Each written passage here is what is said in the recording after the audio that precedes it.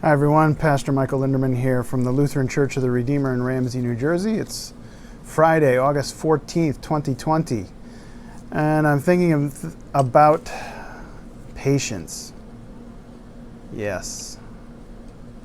Would you like some? Would you like more of it? Would you like to enjoy the fruits of the Holy Spirit that include patience?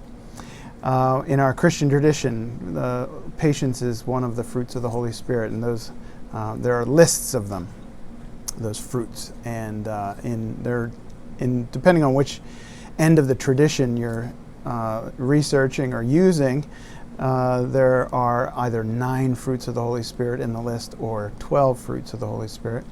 But in either case, patience is always number 4 on the list, and so it's important, and we know it's important, and especially adults, we know that patience is not something that comes easy, but it is something that is very important, and is quite a gift if you can practice it on a regular basis. So you know you like it, you know you don't have it. How do you get it? Well, let's go through it a little bit. Patience is what you need when you can't have the change or result that you want, right? You need patience because you can't change the situation or the person, or you can't change people, you can't change experiences or circumstances, but you want to. And that's a prime opportunity for patience, to practice patience. The definition of patience is to be able to accept or tolerate delays, problems, or suffering without becoming annoyed or anxious. And in our current environment and life as we are being forced to live it right now, there are so many opportunities for patience every day, are there not? It's just a very trying time, and when we think about the change we want to see in our society, whether it is just looking for the virus to go away or to become more controlled, so that life can return to whatever normal we used to experience, or whether you're really looking for change in the socio-political world and are getting impatient about social justice, or seeing changes that you want to see in the world around you. Or if you're just thinking about your own life and your own personality, and or the people closest to you and your family and friends, we all need to be able to be more patient. So here are some thoughts about training ourselves for that patience. And really, it's the first idea that I have here. This is just advice. I'm not very good at it myself. I readily admit that. But the very first thing isn't really training yourself in patience. It's asking God for it. That's where we start. As Christians, we start by asking God for everything. We come to God in prayer. Jesus taught us to pray, "Our Father who art in heaven, hallowed be thy name.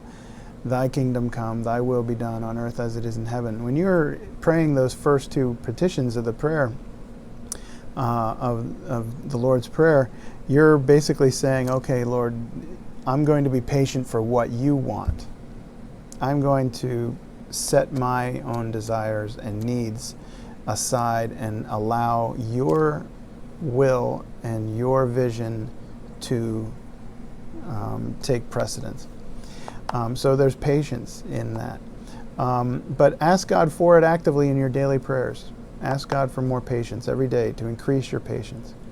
Number 2, look to the other fruits of the Spirit. In that list that I mentioned of the fruits of the Holy Spirit, the first 3 are love, joy, and peace. So ask for those gifts of the fruits of the Holy Spirit as well, and then patience will come. If you have more love for yourself, for other people, will you not be able to be more patient with yourself and other people? Joy. If you have more joy, if you can experience more joy, will you not have greater reserves of patience for those who are joyless? And peace. More peace will bring the ability to be peaceful in unpeaceful or chaotic or stressful situations and times. So we ask God to give us the fruits of the Holy Spirit, God, as an ensemble that work together. And then meditate. Meditating helps us with the physical aspects of what we mentally want to do or achieve. So being patient isn't really just a mental trick. We often think, oh, it's just a mental thing, if I could just be more patient. But meditating is a way of becoming physically attuned to patience. It is patience is a physical reaction and a state as well as a mental aspect or trait. So meditation helps us to train our bodies to be more patient and more calm, and a calm body will be able to perpetuate a calmer mind, right? Of course, it works vice versa, but in this case, I'm listing things that we can do to train the fruit of the Holy Spirit in a more active way by using our bodies, and so that's why we meditate.